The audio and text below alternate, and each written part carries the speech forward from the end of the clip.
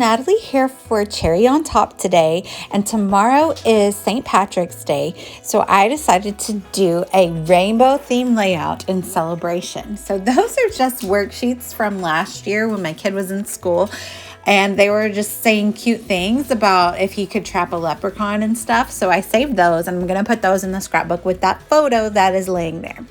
So I grabbed my scraps bucket. Do you have a scraps bucket? I do. You can see it was atrocious, right? Well, I went through and I just grabbed out colors from the rainbow that I wanted to use. And then I put them in different piles. I wanted the bright colors because you can do like primary colors, but I went with starting with pink because I wanted them to be bright. Now I'm picking out 4 circular dies out of my magnetic die bin. And that last one is going to be a circular flower. And so I'm going to get to work, and boom, the magic of editing shows you that I used those dies on all of the papers that I pulled out of my scrap bin. And they're in rainbow order and they're gorgeous. And now I'm going to make a rainbow, except it kind of turns into more of a like rainbow blob with a little bit of structure, but that's okay because it's really pretty. So I like it. So let's get started. So the theme of our month of videos here is using stitching on a layout. And so I know that this seems daunting. First of all, it didn't really take me that long because I chose 4 different circular dies. I pretty much ran through each pattern paper one time with those 4 dies. And then I threw them away, or if there was still a lot of paper left, I put them in my more organized drawers so we can hopefully cut down on this scrap bin soon. I need to use that up, right? But I know those look daunting in a lot of pieces, but that's the point of the sewing, right?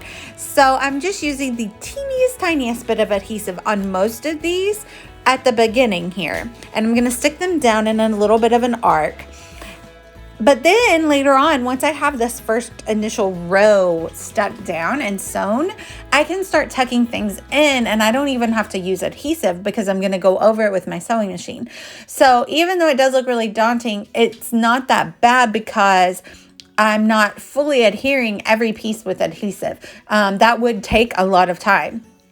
But there you can see I did a zigzag stitch in the middle of the arch, and it grabbed almost every single one of those die cuts. So now I can make them have a lot of dimension by pulling them up around the edges because they're not fully stuck down to the page.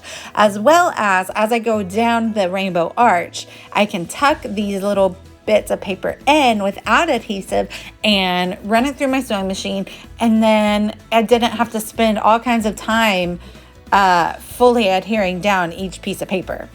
So you're gonna see me here do that with every one of the colors that I cut out. And I know it looks like this layout took a ton of time, but it really and truly did not, because of sewing it down. And I would also say a tip to use more sewing in your layouts is to have a place where you can leave your sewing machine out. And I know that's not possible for everyone, but if you have a craft area or craft space, I leave my sewing machine tucked under a table so that I just need to grab it out and do some stitching really quickly. It's very accessible for me. And I like to stitch on layouts just because I feel like it adds an extra layer of not only dimension, but just care to a page, that it looks interesting. I don't know, it adds interest. Leaving the ends of those little stitches kind of loose there, you can see the ends hanging off, adds just fun, an additional just imagery to look at. Sorry, I'm not using my words properly today. But yeah, I am really happy with how this is turning out, even though it's kind of not really a rainbow. I initially had planned to cut each of the circles in half, but then when I had them laid out on the paper, I was liking how they looked. So I decided to go with a circular theme.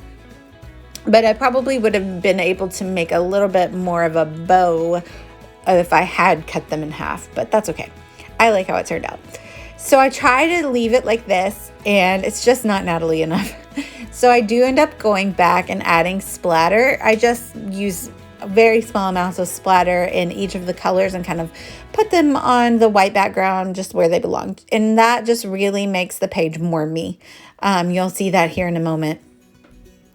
But yeah, make sure you check out the Cherry on Top blog today, because there's also a little bit about this layout on there. And I am just using my fingers to, like I said at the beginning, lift up the edges because they're not all adhered down, so it can give awesome dimension. And then I'm going to take that photo and I'm going to tuck it in to a spot on the rainbow and then overlap those circles on top of it. And so that just kind of incorporates it well into the page so that it fits better, I guess, because obviously the picture is not in like a rainbow color scheme, but it incorporates it into the page if I tuck it into those die cuts. So now I'm adding those splatters like I discussed earlier. Just a little bit, but it totally made the page more me. I can't do crisp and clean. I just can't. So it's dried now, and we're going to stick the photo in. And I'm making sure that's the place I want to tuck it because there's open circles to overlap, and that's right. So I stick it down with my adhesive. And I do cover up some of those dies, but that's okay. It's just the nature of making the page. So yeah, you can see I'm just overlapping some of the circles and the flowers on top of the picture, and that really makes it fit well into the page. And because it's such a busy background, I'm not going to do a ton of embellishing. I'm going to add my title. So I have these foam alphas. They're pink foam, and then they have gold glitter on them. So since it's St. Patrick's Day, obviously I'm going to go with the gold here. And in the title, it's just going to be Lucky Lads. And the only other embellishment I'm going to do is add some rainbow enamel dots around the page. So I also add in some of those gold enamel dots right there that you can see, because I wanted to incorporate the gold from the title into the rest of the page.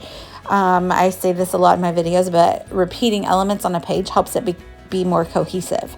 So that's why these enamel dots that are circles also helps the page be more cohesive, because it adds a layer of additional texture as well as adding to the circular element of the page, adding those different sizes of circles.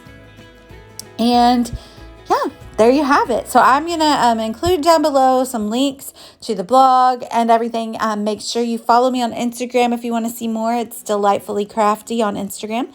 And I thank you guys for watching. Make sure you go shop today. Treat yourself with some of that gold at the end of the rainbow by buying something from the Cherry on Top store. Thanks for watching, y'all. Bye.